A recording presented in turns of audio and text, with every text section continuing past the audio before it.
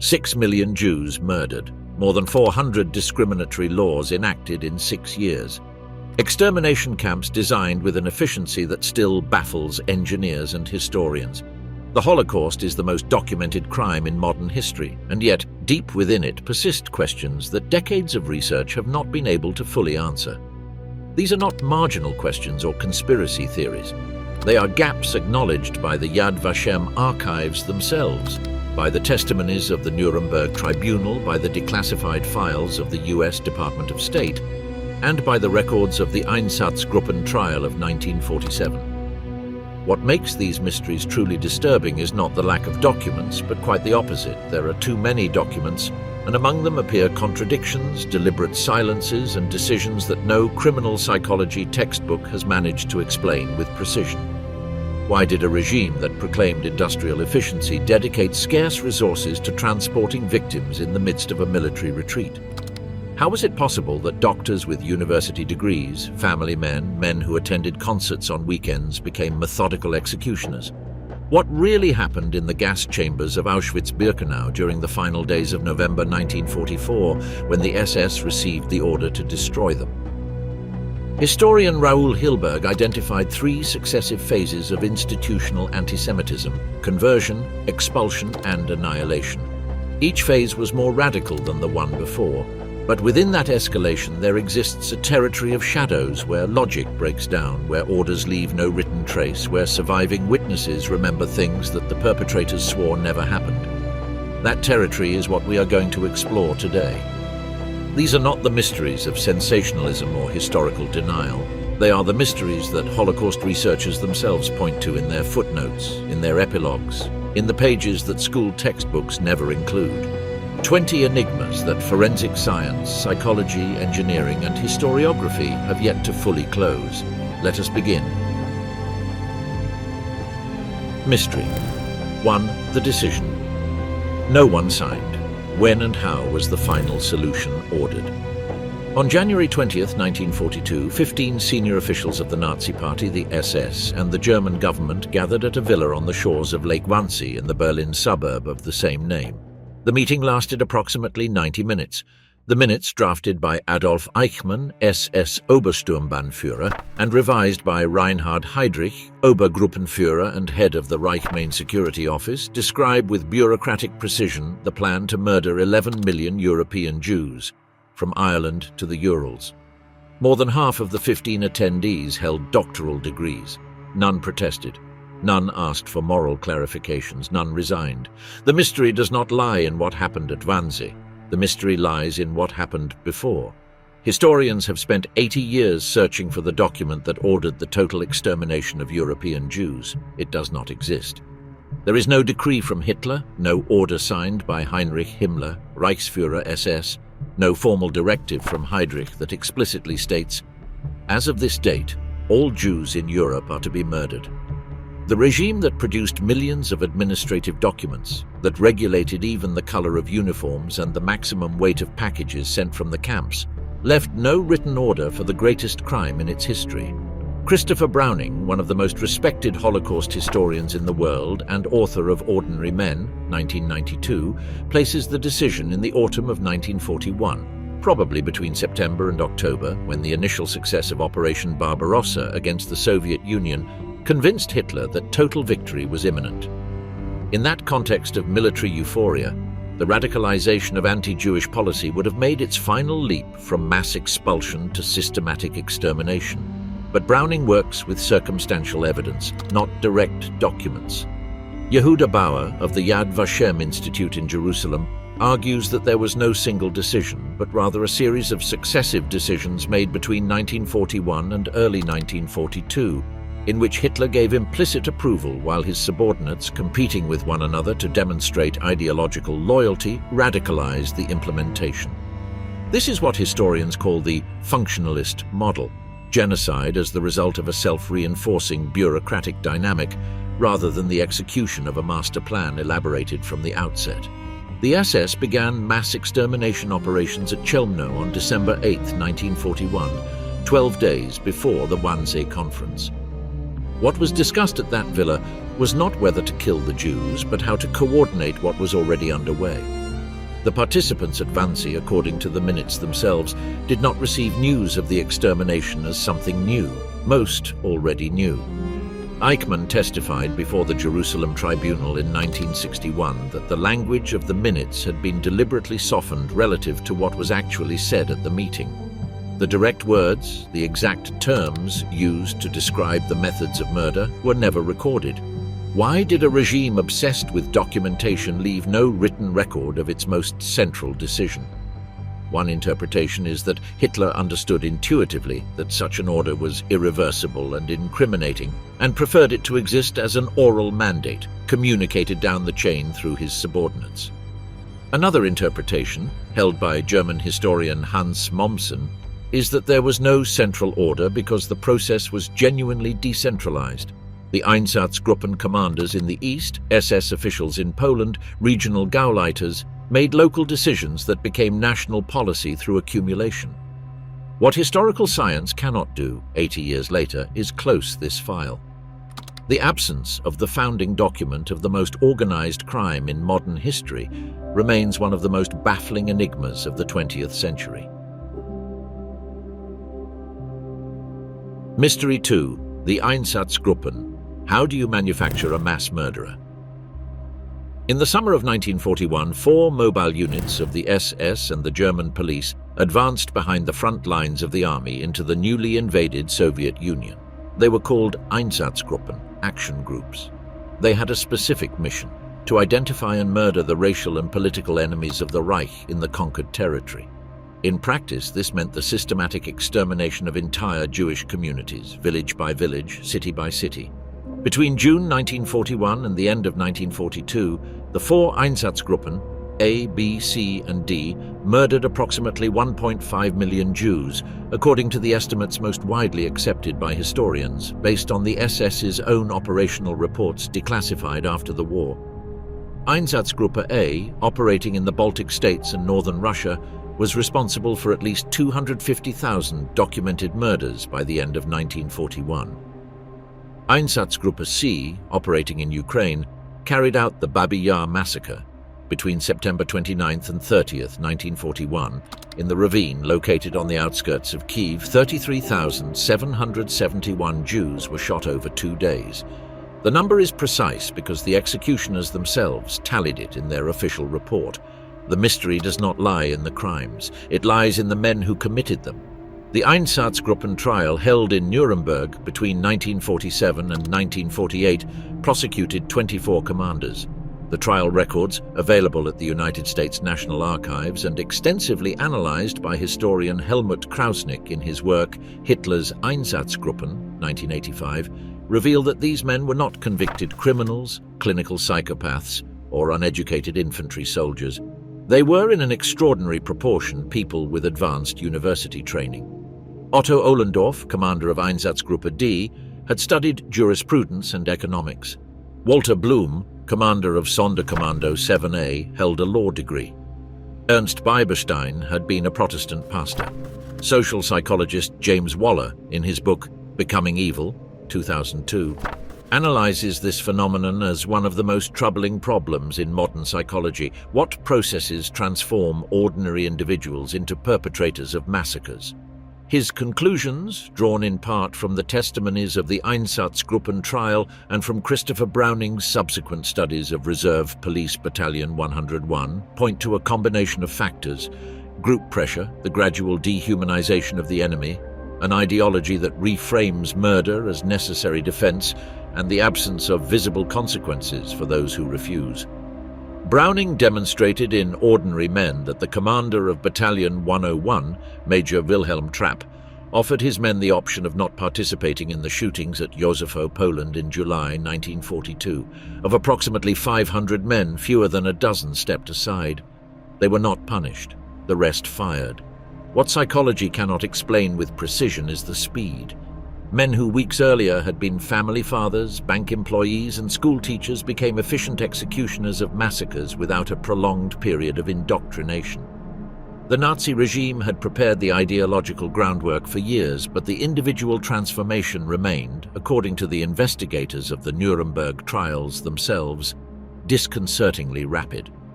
The medical officer who psychologically examined some members of the Einsatzgruppen for the defense during the trial found no significant clinical abnormalities.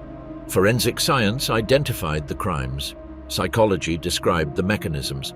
But the precise moment in which a human being crosses the line and fires upon a row of defenseless civilians at the edge of a ditch remains, in Browning's own words, the darkest problem in the history of the 20th century.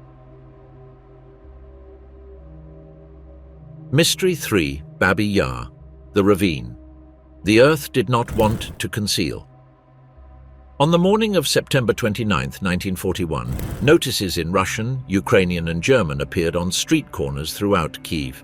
They ordered all Jews in the city to present themselves at the corner of Melnik and Doktorivskoho streets at 8 o'clock in the morning with their identity documents, money and valuables. Anyone who failed to comply would be shot. The threat was so explicit that many non-Jewish residents of Kyiv assumed it was a deportation, not a massacre. The Jews themselves, after months of German occupation that had included restrictions but no mass killings on that scale within the city, assumed the same. Thousands of people walked toward the Babi Yar ravine carrying suitcases and bundles. Some led their children by the hand. When they reached the perimeter of barbed wire installed by the SS and the Ukrainian auxiliary police, there was no turning back. The mechanics of the crime were documented with precision in the reports of Einsatzgruppe C, specifically of Sonderkommando 4A under the command of SS Standartenführer Paul Blobel. The victims were forced to surrender their belongings and documents, to remove their clothing, and to advance in groups of 10 toward the edge of the ravine. There, SS personnel executed them with machine guns. At the end of the day, the bodies were covered with a thin layer of earth. Over 2 days, 33,771 Jews were murdered. Blobel himself recorded the number in his operational report with the same bureaucratic neutrality with which a warehouse inventory might have been filed. The mystery of Babi Yar does not begin in 1941. It begins in 1943. When the Wehrmacht began to retreat before the Soviet advance, Heinrich Himmler ordered Operation 1005, whose purpose was to destroy the evidence of the massacres committed on Soviet territory by exhuming the corpses from mass graves and burning them. SS Standartenführer Paul Blobel, the same man who had commanded the original massacre, was placed in charge of this cover-up operation. In August 1943, a commando of Jewish prisoners was forced to exhume the remains at Babi Yar and burn them on pyres built over railroad rails. The work lasted weeks. The figures from the operation, partially recorded in the Nuremberg trials, indicate that tens of thousands of corpses were exhumed. On September 29, 1943, exactly 2 years after the massacre, the prisoners who had carried out the exhumation work attempted a mass escape. Some managed to flee, most were recaptured and shot on the spot. What forensic science found decades later at Babi Yar defies the narrative of a successful cover-up. When Ukraine gained independence and archaeologists were able to work freely at the site, they found that the soil of the ravine still contained bone fragments, ash, and personal belongings. The earth literally had not absorbed the crime, but the greater mystery of Babi Yar is the local complicity. German reports indicate that the Ukrainian auxiliary police participated actively in the massacre. Surviving witnesses, among them Dina Pronicheva, an actress from the Kyiv puppet theater who feigned death and managed to escape from the ravine, testified before Soviet tribunals that Ukrainian civilians watched the marching column without intervening, and that some even pointed out Jewish neighbors who were trying to hide. How many Ukrainians knew what was going to happen before it happened? The Soviet archives, partially available since the opening of the collections following the fall of the USSR, do not resolve this question. The Kremlin suppressed for decades the specifically anti-Semitic nature of the massacre, preferring to present it as a crime against Soviet citizens in general. The poet Yevgeny Yevtushenko wrote his celebrated poem Babi Yar in 1961 precisely to denounce that official silencing. The work earned him censorship in the Soviet Union. The exact total number of victims at Babi Yar remains impossible to establish with absolute certainty. Estimates range between 70,000 and 100,000 people, including Jews, Soviet prisoners of war, and civilians from other categories, executed in various operations between 1941 and 1943. The figure of 33,771 from the original report corresponds only to the first 2 days. The forensic archaeology of the site has not been able to definitively confirm any total figure. Mystery 4: The Nuremberg Laws and the Science that Could Not Define the Enemy. On September 15, 1935, during the annual Congress of the Nazi Party in the city of Nuremberg, the Reichstag passed 2 laws that would become the legal cornerstone of German state anti-Semitism. The Reich Citizenship Law stripped German Jews of their status as full citizens, reducing them to subjects of the state. The law for the protection of German blood and German honor prohibited marriages and sexual relations between Jews and non-Jews, criminalizing what it called racial contamination. The central problem these laws sought to resolve was apparently simple: to define who was Jewish. It proved to be scientifically impossible. Nazi ideologues insisted that Jewishness was a racial characteristic, determined by biology and transmitted through blood. For years they had constructed a pseudo-scientific edifice called racial hygiene, Rassenhygiene, backed by figures such as Dr. Alfred Plötz and Dr. Eugen Fischer, who claimed to have identified physical and biological markers capable of distinguishing between races. The problem was that those markers did not exist. The regime's scientists, try as they might, could find no measurable biological difference between a Jewish German and a non-Jewish German. Skull shape, eye color, blood composition, no biological indicator proved reliable. The solution the jurists of the Third Reich arrived at was paradoxical. They defined the Jewish race through religion. Under the Nuremberg laws, a person was considered Jewish if 3 or 4 of their grandparents had belonged to the Jewish religious community. That is, in order to determine someone's supposed racial identity in 1935, the German state had to examine the religious records of their ancestors, not analyze their DNA or inspect their physical characteristics. Race was defined in practice by the religious affiliation of previous generations. The consequences of this contradiction were immense and, in their concrete manifestations, often absurd. Catholic priests, nuns, and Protestant pastors who discovered that their grandparents had been Jewish converts found themselves overnight classified as Jews and stripped of their civil rights.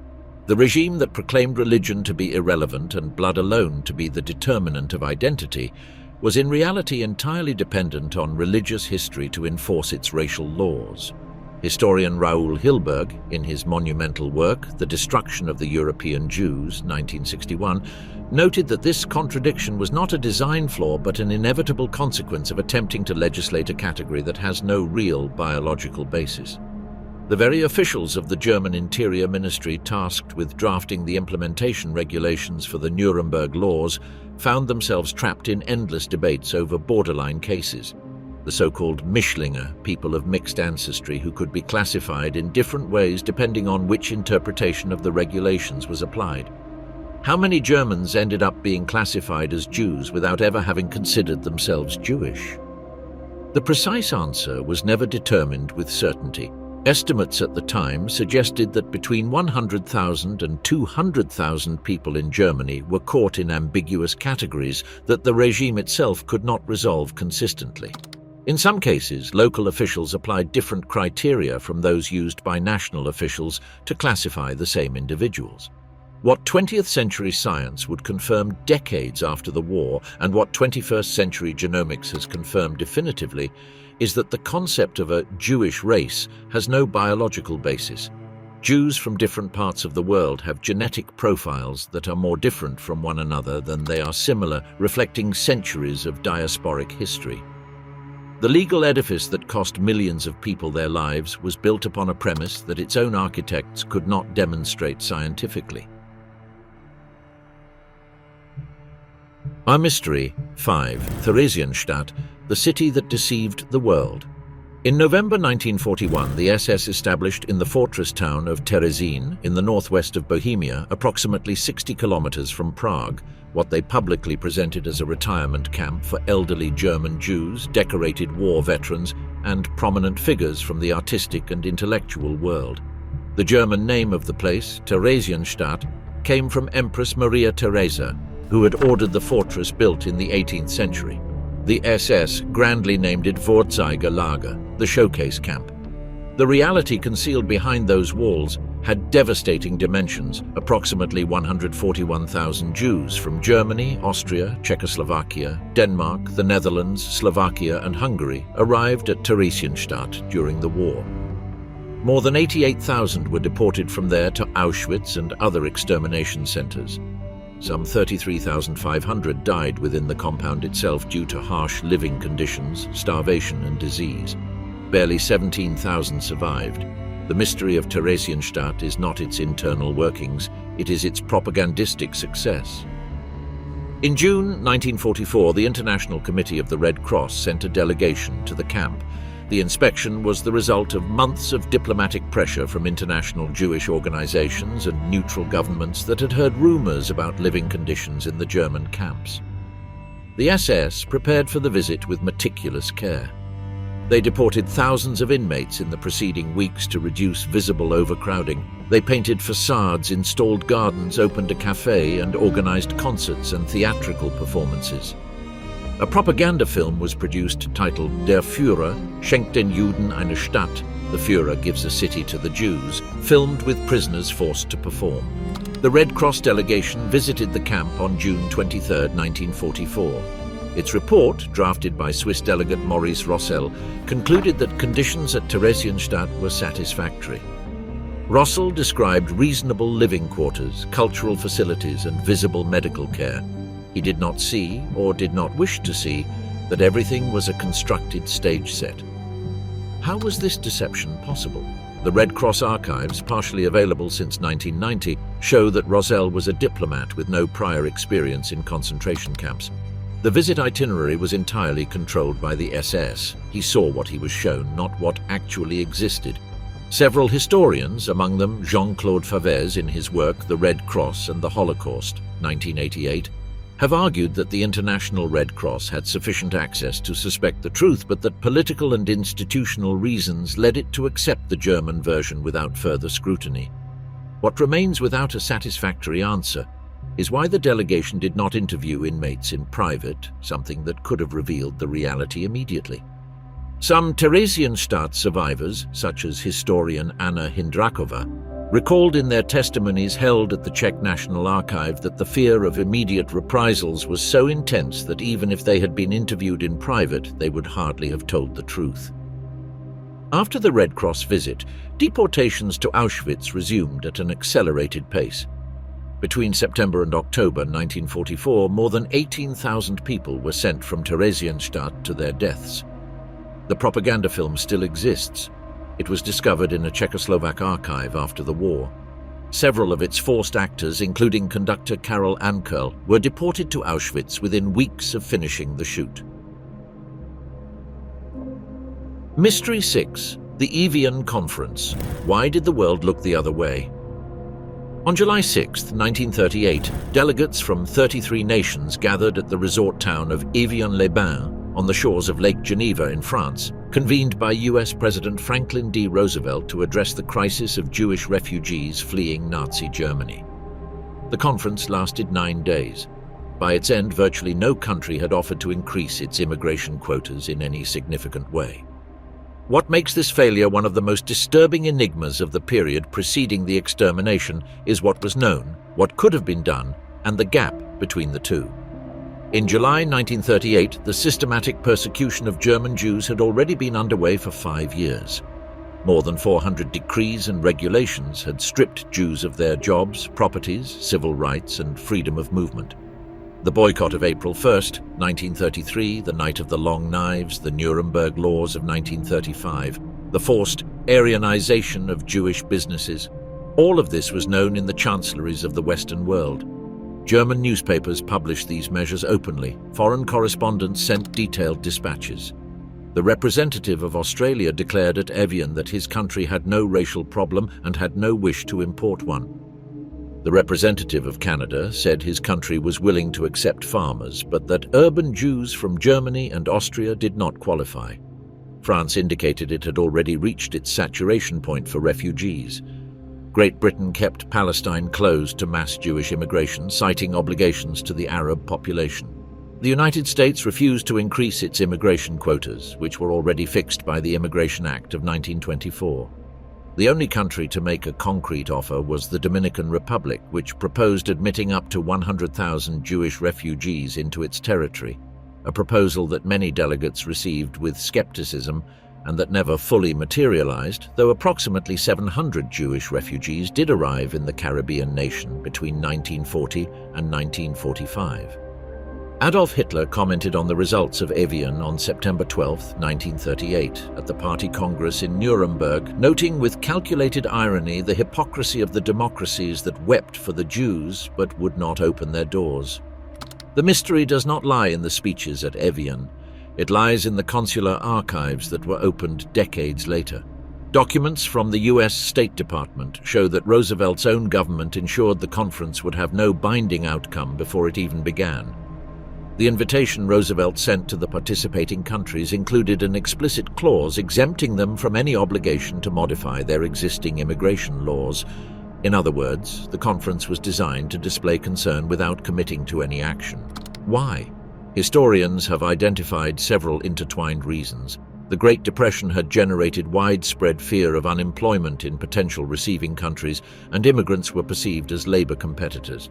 Anti-Semitism in receiving societies was not a marginal phenomenon. Opinion polls in the United States in 1938 showed that a significant majority of respondents opposed admitting more Jewish refugees. Democratic political institutions reflected these popular attitudes.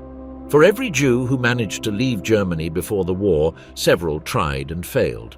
The documents required to obtain an American visa in 1938 included 5 copies of the application form, 2 copies of the birth certificate, a quota number, police conduct certificates with copies of the police record, prison history, military history, and other government records, notarized affidavits from sponsors with American citizenship, bank accreditation, and proof of a reserved passage aboard a ship. Obtaining these documents required time, money, and access to German institutions that were simultaneously persecuting the very people applying. Between 1933 and 1939, approximately 282,000 Jews managed to emigrate from Germany. But by 1939, there were still some 214,000 Jews in the country, many of whom could not or did not leave in time. The majority of them did not survive the war. The question that historians have not been able to answer definitively is whether a different response at Évian would have changed the course of history. Some argue that international reluctance convinced the Nazi regime that the world would not act in defense of the Jews, thereby facilitating the escalation toward extermination. Others maintain that the decision to exterminate European Jews did not depend on the attitude of the outside world and would have occurred regardless. The question remains open. Mystery. 7. The Sonderkommando, the witnesses who should not have survived. Imagine an underground concrete room with ceilings approximately 3 meters high, lit by electric bulbs protected by wire mesh. The floor slopes toward a central drain. The walls are grey. The temperature in winter hovers around 5 degrees. Above the entrance door, a sign in several languages reads, "Baths and disinfection." This is the description of the interior of one of the gas chambers at Auschwitz-Birkenau, drawn from testimonies collected by historian Shlomo Dragan, who was himself a member of the Sonderkommando and testified before the Polish Commission for the Investigation of War Crimes in 1945. The Sonderkommando of Auschwitz-Birkenau was a group of Jewish prisoners forced by the SS to operate the machinery of extermination from within. Their tasks included guiding victims toward the gas chambers, removing the corpses after gassing, extracting gold dental crowns, cutting the hair of dead women before cremation, and transporting the ashes. In exchange for this work, they received slightly more food than the other prisoners and lived in separate barracks. Every few months, the SS executed them and replaced them with new prisoners to ensure there would be no long-term witnesses. The mystery of the Sonderkommando has several dimensions that historiography has yet to fully resolve. The first, some members of the Sonderkommando managed to write testimonies and hide them within the camp perimeter. In 1945, workers preparing the ground near the destroyed crematoria found several metal containers buried in the earth. They contained manuscripts written by members of the Sonderkommando in Yiddish, Polish, and Greek. The most significant were those of Zalmen Gradowski, a Lithuanian Jew from Suwałki, who had arrived at Auschwitz in December 1942 and whose notes, titled In the Heart of Hell, provide the most detailed internal account of crematorium operations known to this day. How did these men manage to write, preserve and bury these documents under constant SS surveillance? There is no entirely satisfactory answer. The second, on October 7, 1944, the members of the Sonderkommando assigned to Crematorium 4 at Auschwitz-Birkenau revolted. They had received word that they would be liquidated within the coming days. They attacked their guards with tools, homemade explosives, and weapons stolen from the camp arsenal.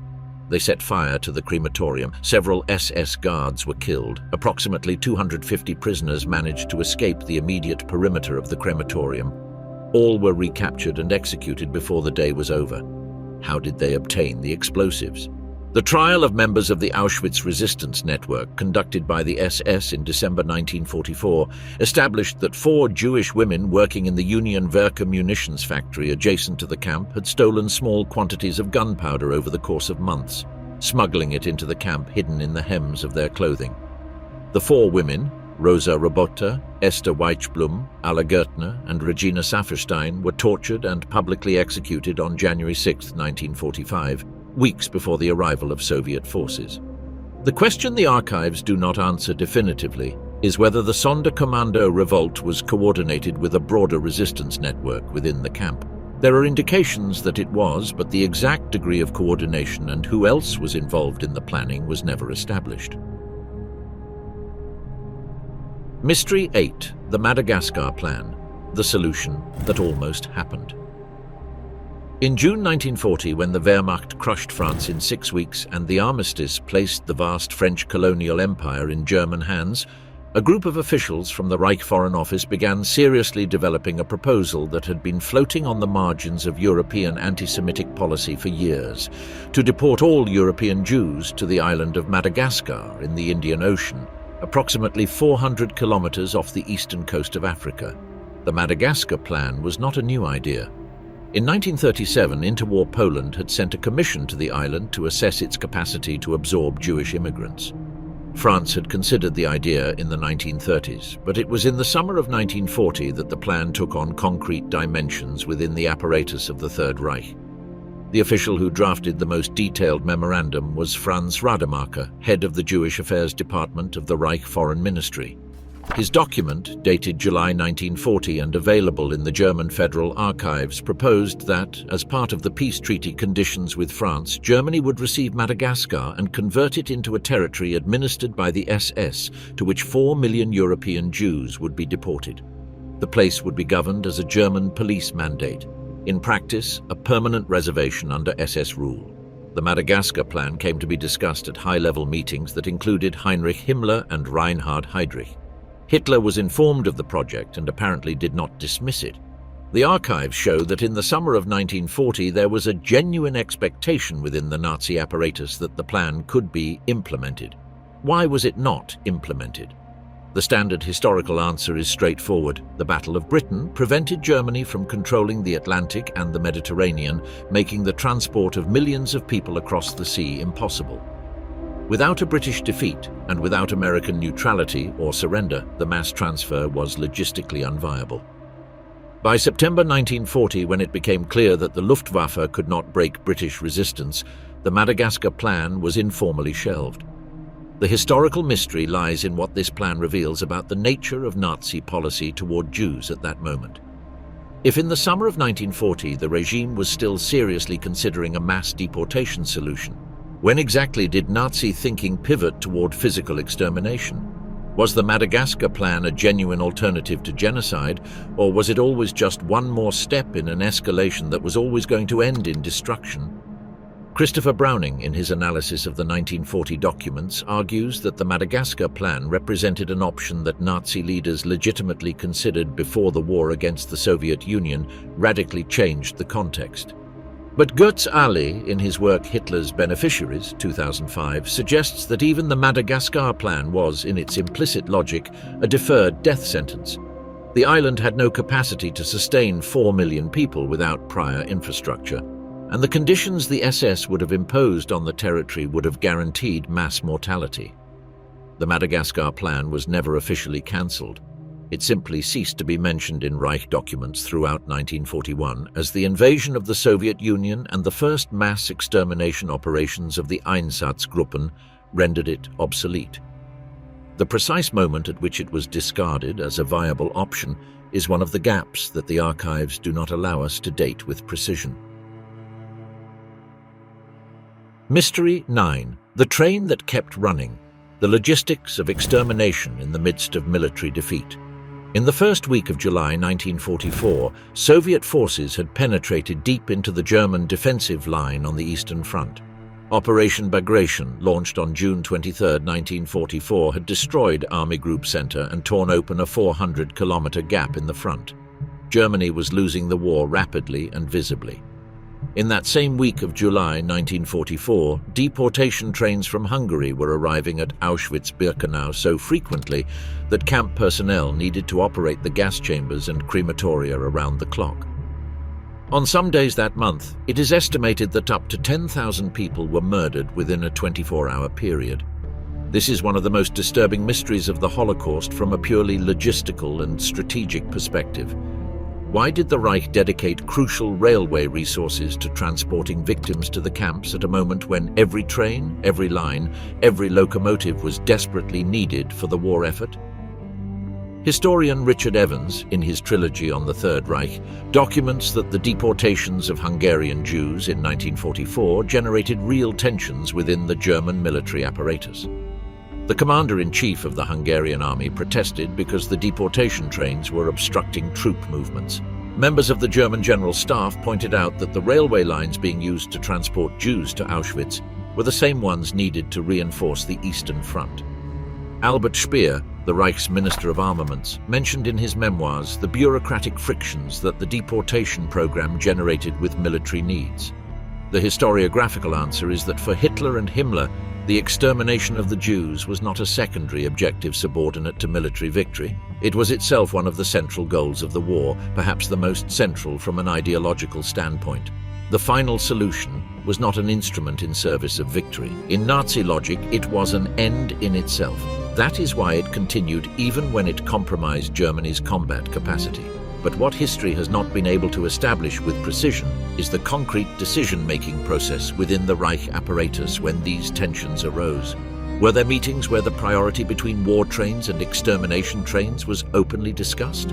Were there officials who argued that Jews should be kept alive as slave labor until the war ended? The archives show that these tensions and arguments did exist, but the documents that would record the final decisions on the matter are frequently incomplete or absent. What is documented is the outcome.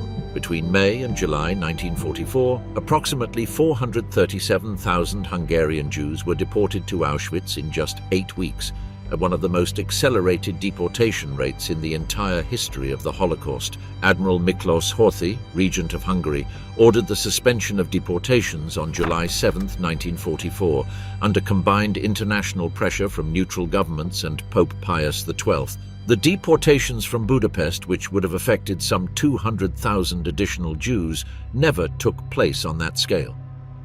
What would have happened had Horthy acted a month earlier? There is no scientific answer to that question. Mystery 10. The Night of Broken Glass, Spontaneity or Dress Rehearsal. In the early hours of November 9th to 10th, 1938, thousands of synagogues burned simultaneously throughout Germany, Austria, and the annexed Czech territories. Jewish-owned shops were looted, homes were raided, around 30,000 Jewish men were arrested and sent to concentration camps, primarily Dachau, Buchenwald, and Sachsenhausen. At least 91 people were killed during the riots. The crash of broken shop windows filled the streets of German cities for hours. The Nazi regime presented the events as a spontaneous outburst of popular German anger, an organic response to the assassination of diplomat Ernst vom Rath at the German embassy in Paris, carried out on November 7, 1938 by Herschel Grinspan, a 17-year-old Polish Jewish youth whose family had recently been expelled from Germany. It was a lie. The coordination was perfect. The telegrams sent by Reinhard Heydrich to SS and police commanders throughout the Reich on the night of November 9th, available in the Nuremberg Tribunal archives, demonstrate that the instructions for the pogrom were transmitted centrally from the party offices in Munich within a matter of hours. The burning of synagogues, the mass arrests, the looting, all of it was coordinated by the party machinery and the SS, with participation from the SA, Sturmabteilungen, and the Hitler Youth. The mystery that persists is not whether it was organized, but how far in advance and with what ultimate objective. Historians have debated whether Kristallnacht was an improvised action that seized on the assassination of von Rath as a pretext, or whether it was part of a broader plan awaiting a suitable opportunity. The archives of the period show that Joseph Goebbels, the Reich's Minister of Propaganda, was the principal immediate instigator, seizing on the assassination to persuade Hitler to authorize a large-scale action on the night of November 9th during the annual party ceremonies commemorating the failed coup attempt of 1923 in Munich. Some historians argue that Goebbels acted partly for personal reasons. He needed to recover Hitler's favor after an infidelity scandal had nearly cost him his position.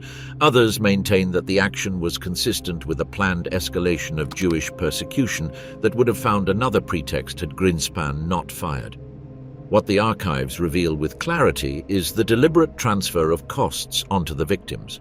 German insurance companies received claims for damages caused by the pogrom. The government confiscated them. The German Jewish community was fined 1 billion Reichsmarks as punishment for the assassination of von Rath, the approximate equivalent of $400 million at the time. Jewish business owners whose premises had been destroyed were required to repair and replace their properties at their own expense. How many non-Jewish Germans knew in advance that the pogrom was going to occur? Testimonies gathered in the years after the war by Allied investigators show that in some cities, municipal employees had been alerted hours in advance to protect German-owned buildings adjacent to Jewish businesses. Firefighters had received instructions to protect non-Jewish buildings, but not to intervene to extinguish burning synagogues. The extent of prior knowledge among the civilian population remains an open question that local archives have answered unevenly and in fragmentary fashion. Mystery 11. The gas chambers. The crime the SS tried to erase. On November 25, 1944, SS units began demolishing the gas chambers and crematoria of Auschwitz-Birkenau. The order came from Reichsführer SS Heinrich Himmler himself, who had decided to halt extermination operations as Soviet armies advanced toward eastern Poland. In the weeks that followed, forced labor teams dismantled machinery, blew up structures, and dispersed or buried the remains. When the troops of the First Ukrainian Front liberated the complex on January 27, 1945, they found ruins. And yet, the ruins spoke. The technical controversy surrounding the gas chambers of Auschwitz began decades after the war, driven by historical denialists who argued that the technology described by survivors was physically impossible or incompatible with the physical residue found at the site. The scientific response came through forensic investigation carried out in 1994 by the Institut für Zeitgeschichte in Munich and, more extensively, through the expert forensic report by Fred Leuchter in 1988 and its subsequent detailed discrediting by chemist James Roth and historian Robert Jan van Pelt. Van Pelt, an architect and historian at the University of Waterloo, spent more than a decade analyzing the original construction blueprints of Birkenau, preserved in the archives of the Bauminspektor der Waffen-SS und Polizei Auschwitz, and reconstructing the architectural history of crematoria 2, 3, 4, and 5. His work, The Case for Auschwitz, 2002, establishes that the construction documents, material invoices, and testimonies of the engineers who participated in the construction are mutually consistent and coherent with the available forensic evidence. The mystery that remains is not whether the gas chambers existed. The evidence from multiple independent sources is irrefutable. The mystery is the precise manner in which the various installations operated, at what actual capacity they functioned at their peak, and how many people died in each specific crematorium during specific periods. The construction documents for the crematoria specified nominal incineration capacities which, according to Sonderkommando testimonies and the calculations of Nuremberg tribunal investigators, were frequently exceeded during the Hungarian deportations of 1944.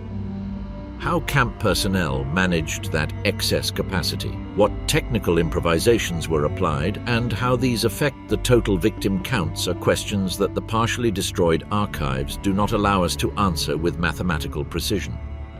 The total number of victims at Auschwitz-Birkenau, established at approximately 1 million people by the State Museum's Historical Research Center at Auschwitz, remains the figure most widely accepted by historians.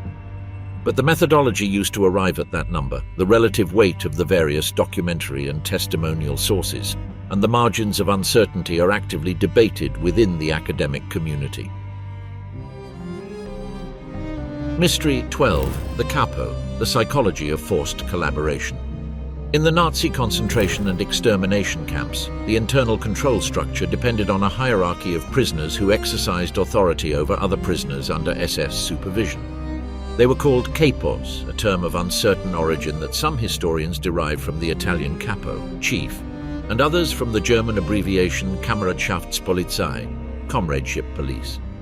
They held real and extensive powers over the work details they supervised. They could beat, they could withhold food, and in some cases they could determine who would go to the next selection. The moral and psychological problem of the capo is one of the most enduring in Holocaust literature, and it remains without satisfactory resolution from multiple perspectives: the legal, the psychological, and the historical. Primo Levi, an Italian chemist and writer who survived Auschwitz and whose work, If This Is a Man, 1947, became one of the most important documents about the camp experience, devoted an essay titled The Grey Zone in his book The Drowned and the Saved, 1986, specifically to this problem.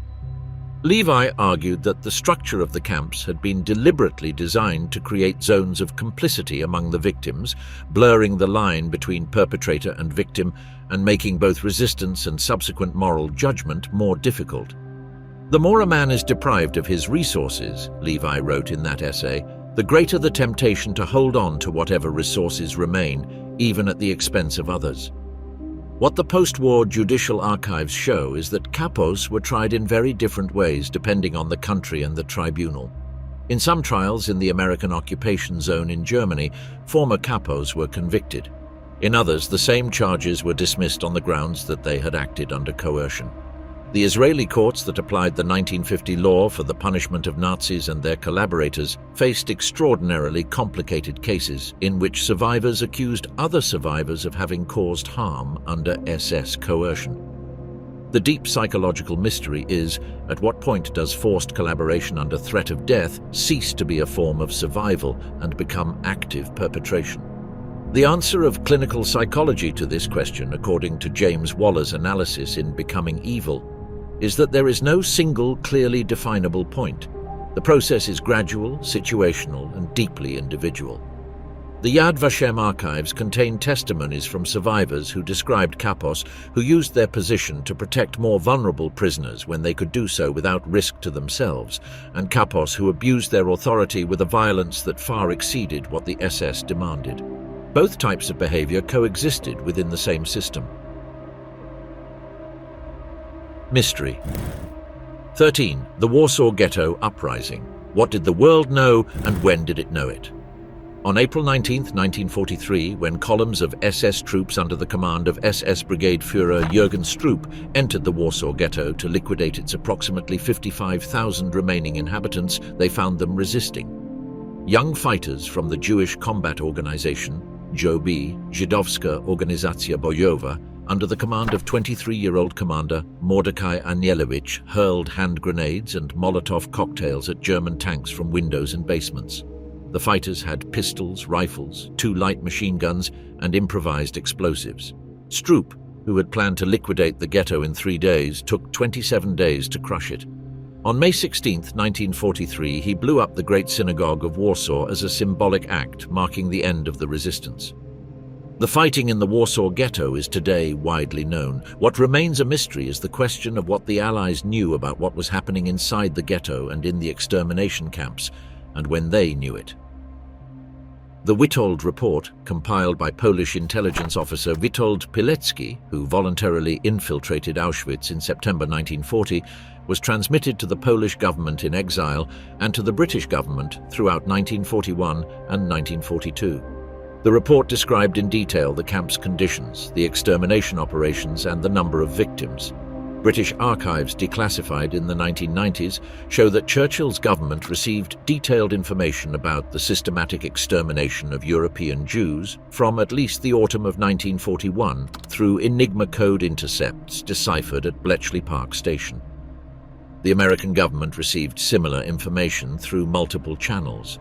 On August 2, 1942, Gerhard Riegner, representative of the World Jewish Congress in Geneva, sent a telegram to the State Department with detailed information about the extermination plan. The State Department initially suppressed the information and took months to forward it to the original recipients. On December 17, 1942, the Allied governments issued a joint declaration condemning the extermination of European Jews. It was the first official public confirmation of what was happening. By that date, more than 2 million Jews had already been killed. Why was no action taken sooner? Why were the railway lines leading to Auschwitz not bombed?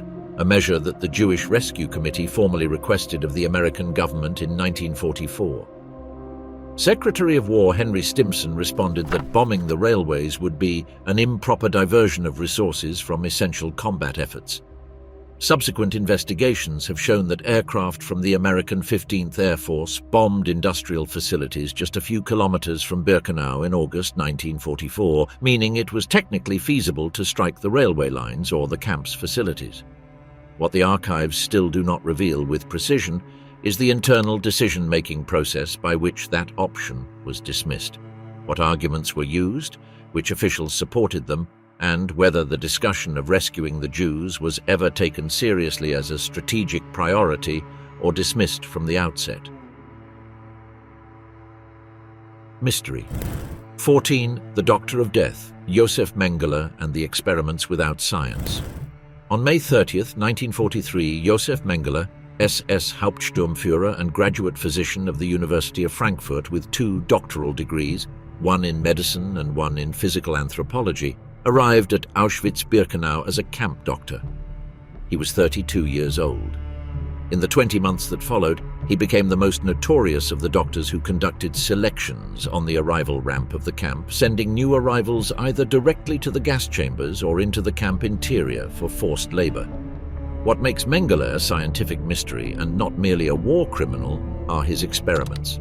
Mengele used camp prisoners as subjects for research spanning twins, dwarfs, people with physical anomalies, and studies on changing eye color through injections of chemical substances directly into the cornea.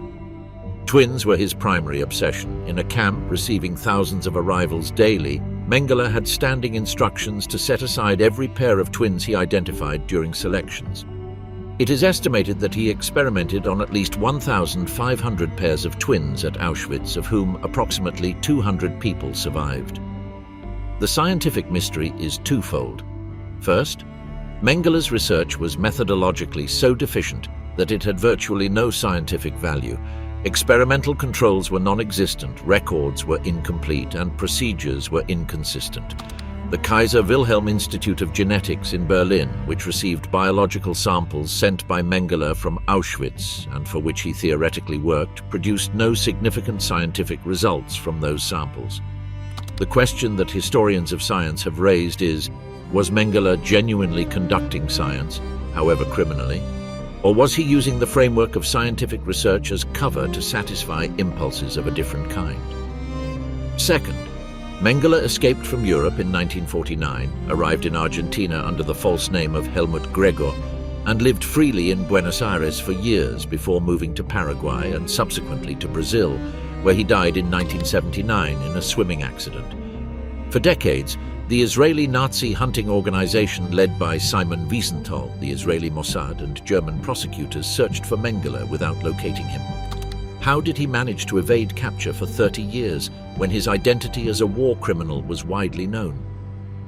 The investigation following the identification of his remains in 1985 revealed that Mengele had lived with relative normalcy in Brazil under the name Wolfgang Gerhard, protected by networks of Nazi sympathizers in South America and by the active indifference of some local governments.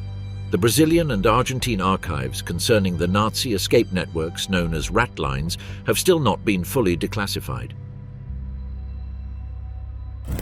Mystery 15. The Vatican's Silence, Pius XII and the Holocaust. On March 12, 1939, Eugenio Pacelli was elected Pope under the name Pius XII. He was one of the Holy See's most experienced diplomats, had served as apostolic nuncio in Munich and Berlin between 1917 and 1929, and knew Germany and Nazism firsthand. During his pontificate, which extended until 1958, he was the leader of the most influential moral institution in Western Europe at the moment when the greatest crime of modern history was being committed. The debate over Pius XII's attitude toward the Holocaust is one of the most heated in contemporary historiography and has dimensions that extend beyond history into the territory of theology, diplomacy, and institutional ethics. The basic facts are clear. Pius XII never publicly condemned by name the extermination of European Jews. In his Christmas message of 1942, when it was already impossible for him not to know what was happening in the camps, he referred to the victims of the war as hundreds of thousands of people who, through no fault of their own, and sometimes only on account of their nationality or race, have been condemned to death or to a slow decline. The phrase is deliberately vague. It does not say Jews, it does not say Germany, it does not say extermination camps. The defenders of Pius XII, led in the academic world by Jesuit historian Pierre Blett and American historian Ronald Richlack, argue that the Pope worked in silence to save as many Jews as he could, that quiet diplomacy was more effective than public condemnation, and that an explicit denunciation could have provoked Nazi reprisals against baptized Jews and against refugees hidden in ecclesiastical institutions in Rome and elsewhere. His critics, among them historian John Cornwell in Hitler's Pope, 1999, and Gary Wills in several essays, argue that Pius XII's silence was fundamentally motivated by anti-communism. The Pope feared the Soviet Union more than Nazism and prioritized the institutional survival of the Church over the moral condemnation of the extermination. In October 1943, when the Nazis began the deportation of Rome's Jews, approximately 1,000 Jews were arrested just a few blocks from the Vatican and deported to Auschwitz, from which only 16 would survive. The Pope did not intervene publicly. Nevertheless, ecclesiastical institutions in Rome and the Vatican itself hid between 3,000 and 4,000 Jews during the German occupation. The central mystery is whether an explicit public condemnation by Pius XII would have changed anything. The Vatican archives from the period 1939 to 1958 were partially opened to researchers in March 2020. Historians who have had access so far describe a picture of complete information within the Holy See regarding the extermination, alongside a deliberate policy of avoiding direct public intervention. The question of what an explicit condemnation might have changed remains in the territory of historical speculation. Mystery 16, the Odessa Project. How many Nazis escaped and how? In the years immediately following the war, an escape network popularly known as Odessa, according to some researchers, an acronym for Organisation der ehemaligen SS-Angehörigen, organization of former SS members, allegedly helped Nazi war criminals escape from Europe to South America and the Middle East through escape routes known as rat lines. The most widely used passed through Italy and Spain, taking advantage of the collaboration of sectors of the Italian Catholic Church and the protection of Francisco Franco's regime.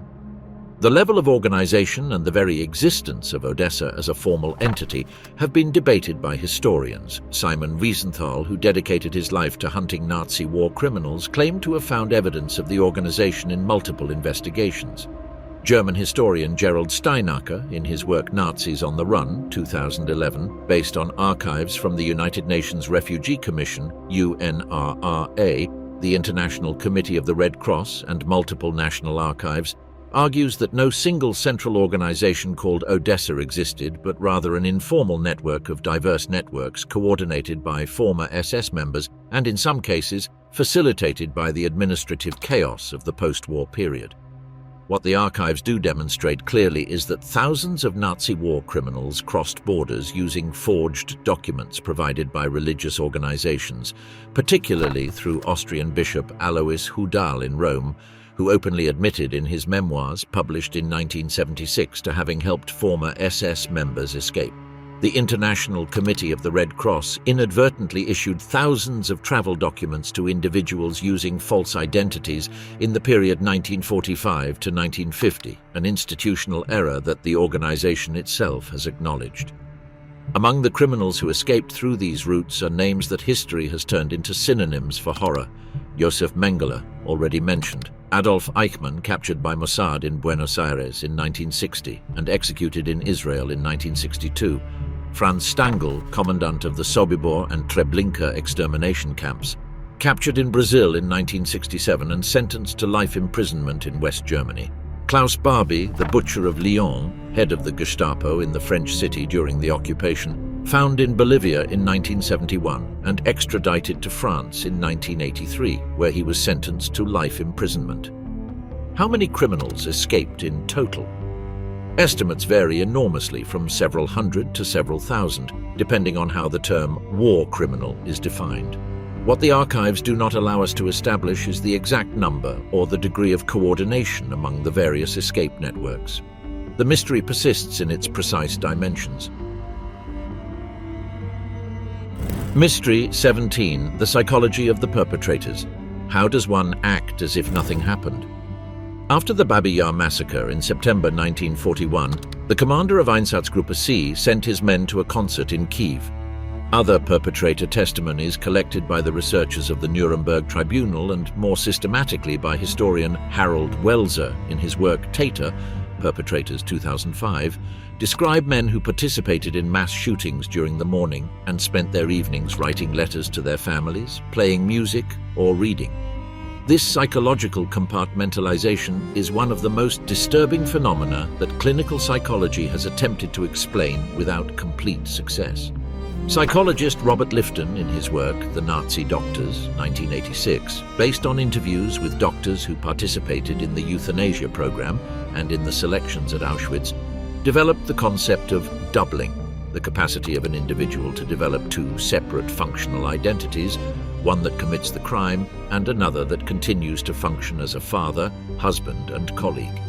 This doubling would not be a clinical dissociative disorder, but rather an active psychological adaptation to the extreme environment. What psychology cannot explain with precision is why in some individuals this process occurred with such efficiency that it left no detectable traces of internal conflict. Perpetrators who wrote memoirs or diaries rarely express contemporaneous guilt. Their writings, when they speak of extermination operations, use the same neutral bureaucratic language as their official reports. There is no evidence in contemporary documents that the majority of perpetrators lived in a state of significant psychological tension while committing the crimes. Harold Welser proposes that this is because the perpetrators did not experience the extermination as a crime within their own frame of reference. They lived within a value system in which the extermination of the Jews was presented as a necessary, even heroic, task. Guilt requires the perception of transgression, and if the individual's normative framework does not define the action as a transgression, guilt is not triggered. This explanation is intellectually coherent, but it leaves open the deeper question: how is it possible that an alternative value system of that magnitude, capable of suppressing the most basic moral inhibitions against the killing of children, became installed in individuals who had been socialized in a European culture with millennia-old legal, religious, and philosophical traditions? The speed of the transformation, which occurred within a single generation of Germans, remains one of the most unsettling mysteries in the history of the 20th century. Mystery 18. The Closed Archives. What remains still unrevealed? On April 18, 2006, the archives of the International Tracing Service in Bad Arolsen, Germany, were formally opened to researchers. The center, administered for decades by the International Red Cross, contained approximately 30 million documents on victims of Nazism, including concentration camp records, deportee lists, forced labor documents, and death records. Its opening was considered one of the greatest advances in Holocaust research in recent decades. However, not all relevant archives are open. The Vatican archives for the period 1939 to 1958 were partially opened in 2020, but researchers who have had access note that the opening is incomplete. Certain collections remain restricted, and the cataloguing process is so slow that many documents will not be accessible for years. The archives of the KGB and its Russian successor agencies contain documentation on crimes committed in Soviet territory that has still not been fully transferred to the national archives of the affected countries. Researchers who have studied the partially available archives in Ukraine, the Baltic states, and Belarus point to enormous gaps in the documentation of the Einsatzgruppen and local massacres. The archives of several Latin American countries on Nazi escape networks and post-war refugees are only partially available. Argentina opened its archives on the immigration of war criminals in the 1990s, revealing that the government of Juan Domingo Perón had actively facilitated the arrival of known former Nazis, but other countries in the region have not carried out equivalent openings. What could change our knowledge of the Holocaust if all relevant archives were fully available? Historians who have worked with the partial archives point to several areas where incomplete documentation creates significant gaps. The decision-making processes at the middle levels of the Nazi bureaucracy, the participation of local collaborators in occupied countries, and the communication between the Nazi regime and its allies and partners on the implementation of the final solution. The most mysterious archive of all may be the one that does not exist. The documentary evidence from the planning period of the extermination is extraordinarily scarce for the most bureaucratic institution of the 20th century. If there was central documentation on the most fundamental decisions of the genocide, it was systematically destroyed. And if no such documentation existed, this implies that the greatest crime in modern history was planned and executed largely through oral communications, the reconstruction of which depends entirely on the testimonies of the perpetrators, many of whom had powerful reasons to lie or to remain silent. Mystery. 19. Mengele's children, a wound that science cannot measure.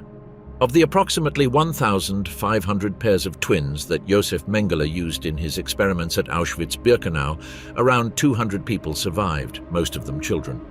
The director of the organization Candles, Children of Auschwitz Nazi Deadly Lab Experiment Survivors, Eva Mozes Kor, who together with her twin sister Miriam arrived at Auschwitz in May 1944 at the age of 10, devoted decades of her adult life to documenting the cases of survivors and to understanding what experiments had been performed on their bodies.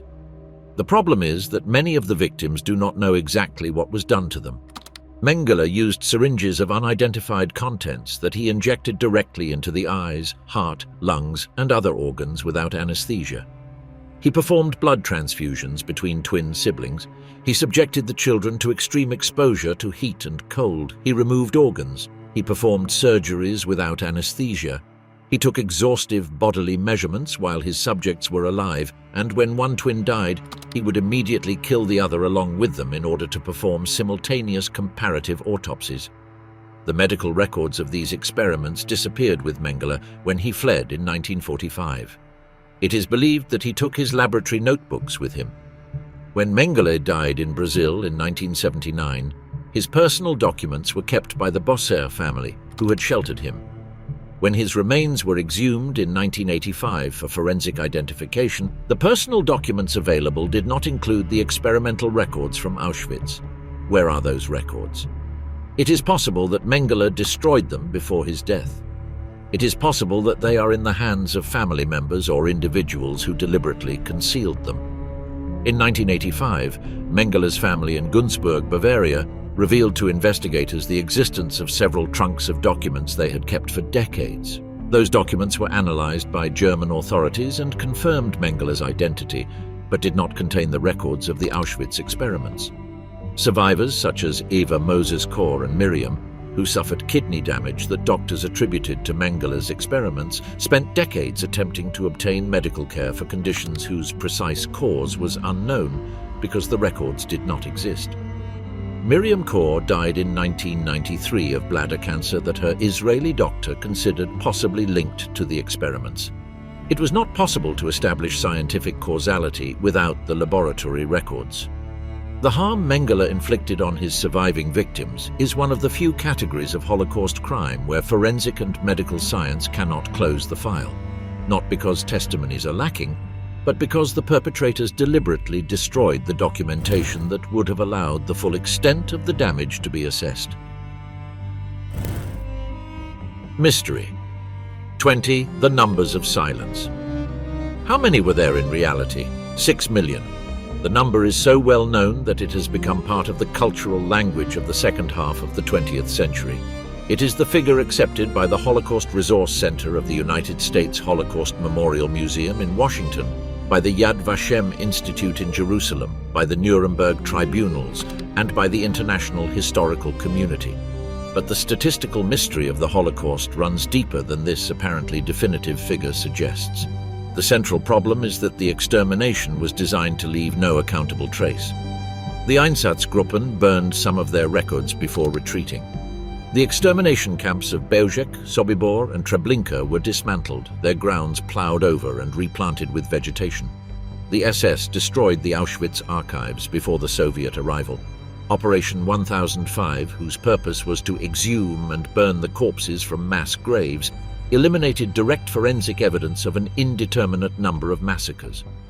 What historians have available to reconstruct the number of victims is the incomplete records of some camps, the Einsatzgruppen reports that survived, not all of them, the deportation records of various countries, the Jewish population censuses of 1939 compared with those of 1945, and the testimonies of survivors and perpetrators. Raoul Hilberg, whose work The Destruction of the European Jews, 1961, revised in 1985 and 2003, represents the most exhaustive statistical investigation available, arrived at a figure of approximately 5.1 million through a source-by-source analysis. Yad Vashem has worked for decades on its Pages of Testimony collection project, DAF-ED, seeking to document the individual names of every identifiable victim. As of 2023, they had documented approximately 4.8 million individual names, with the ultimate goal of documenting all 6 million. Why the difference between the various estimates? In part because the documentary sources for different regions vary enormously in quality. The deportation records of the Netherlands are exceptionally complete. Those of the Einsatzgruppen massacres in Soviet territory are fragmentary, in part because the criteria for who counts as a Holocaust victim vary among researchers. Does it include only those murdered by the Nazis for being Jewish, or also those who died in the ghettos from deliberately induced starvation and disease, or those who died on the death marches? The figure of 6 million, though widely accepted, carries margins of uncertainty that historians acknowledge. The range reasonably established by academic research runs from approximately 5.1 million to 6 million people, with some higher estimates. No number within this range alters the moral or historical nature of the crime. But the impossibility of establishing an exact number is itself part of the crime. The destruction of evidence was a deliberate component of the extermination.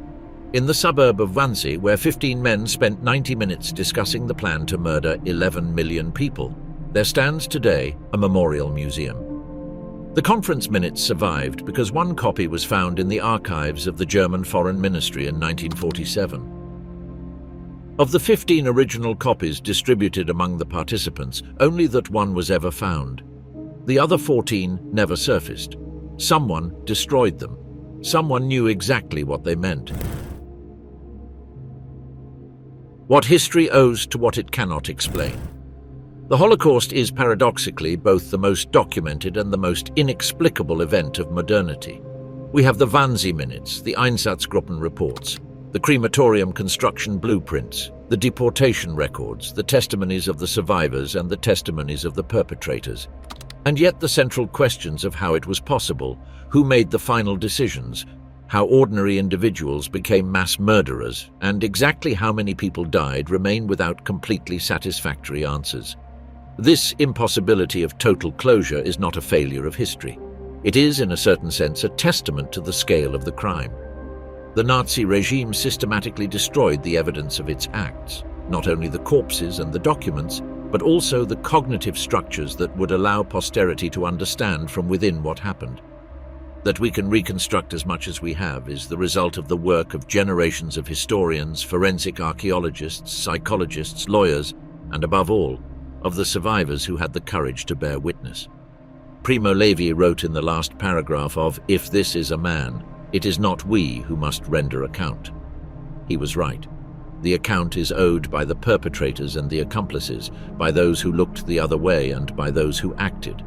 But the obligation to ask the questions, even when there are no complete answers, is ours.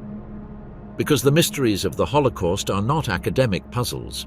They are the scars of a rupture in civilization that has not yet finished healing.